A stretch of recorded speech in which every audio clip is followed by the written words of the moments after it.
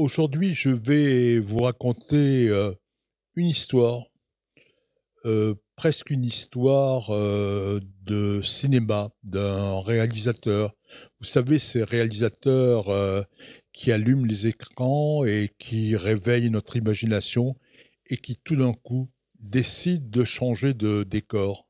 Ce réalisateur, vous le connaissez tous, c'est Quentin Tarantino. Tarantino, c'est ce gamin du Tennessee qui est devenu une icône mondiale. C'est celui qui a réinventé le dialogue, qui a sublimé la violence et qui a transformé chaque bande-son en manifeste. Reservoir Dogs, Pulp Fiction, Inglourious Basterds, Django Unchained, Once Upon a Time in Hollywood.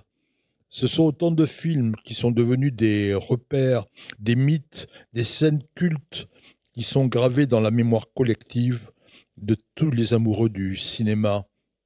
Tarantino a été reconnu par la profession. Il a remporté la Palme d'Or à Cannes et plusieurs Oscars et Golden Globes à Hollywood. Mais un jour, dans sa carrière éclatante, Tarantino va croiser un pays, une culture, un amour. Et tout cela va bousculer sa trajectoire. C'est en 2009, lors de la promotion d'Inglorious Basterds. Il vient le présenter en Israël. Et il ne le sait pas encore, mais ce voyage va redessiner sa vie. Au cours d'une soirée, Tarantino rencontre Daniela Pic. Lui, il a alors 46 ans, elle a 26 ans. Chanteuse, mannequin, artiste, Daniela Pic est la fille de Tzvika Pic, cette véritable légende de la pop israélienne.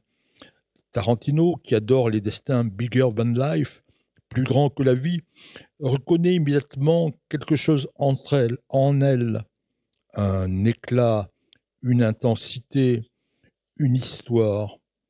La romance naît, puis s'endort, puis renaît quelques années plus tard.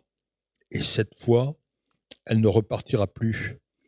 Le 28 novembre 2018, une semaine après le 35e anniversaire de Daniela, dans une maison de Beverly Hills, à 2 pas d'Hollywood, un rabbin réformé marie Quentin Tarantino et Daniela Pic sous la roupa.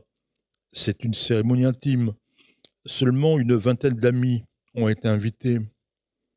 Après le mariage, Tarantino ne reste pas à Hollywood. Il s'installe avec Daniela à Tel Aviv. C'est dans un penthouse dans le quartier de Ramat Aviv, Gimel. Tarantino apprend l'hébreu. Il accompagne ses 2 enfants, Léo, qui a 5 ans aujourd'hui, et sa sœur Adriana, qui a 3 ans. Il les accompagne au GAN. Il fait ses courses au supermarché comme n'importe quel habitant. Il adore faire du vélo à Ramat Aviv et il n'oublie pas de voter. Tarantino dit souvent, en Amérique, j'écris, je tourne, et en Israël, je suis Abba, papa. En 2022, Tarantino est récompensé par l'Université hébraïque de Jérusalem, qui lui attribue le titre de docteur honoris causa. Et puis, le 7 octobre, Tarantino ne s'enferme pas chez lui. Il se rend dans le sud. Il visite les bases. Il rencontre les soldats. Il tente de consoler des familles. Loin de la neutralité ou de l'hostilité d'Hollywood, Tarantino choisit de rester et de soutenir Israël. Tarantino et Daniela sont invités au Festival de Cannes et ils montent les célèbres marches du Palais des Congrès. Et bien sûr, sur sa robe, Daniela porte le ruban jaune, le ruban de solidarité avec les otages. Tarantino sait aussi garder un pied dans la création. C'est une pièce de théâtre, une comédie qu'il prépare pour le West End, le Broadway de Londres. Elle devrait être jouée en 2026. Pour la préparer, Tarantino partage son temps entre Israël et l'Angleterre. mais sans jamais quitter Tel Aviv. Daniela l'a dit publiquement. Nous vivons ici, nous restons ici, et Israël, c'est notre maison. Aujourd'hui, Tarantino n'est plus seulement le réalisateur culte qu'on connaît. Il est un homme, un mari, un père, installé dans une ville où les poussettes croisent les trottinettes et où les rires d'enfants couvrent parfois le son des sirènes.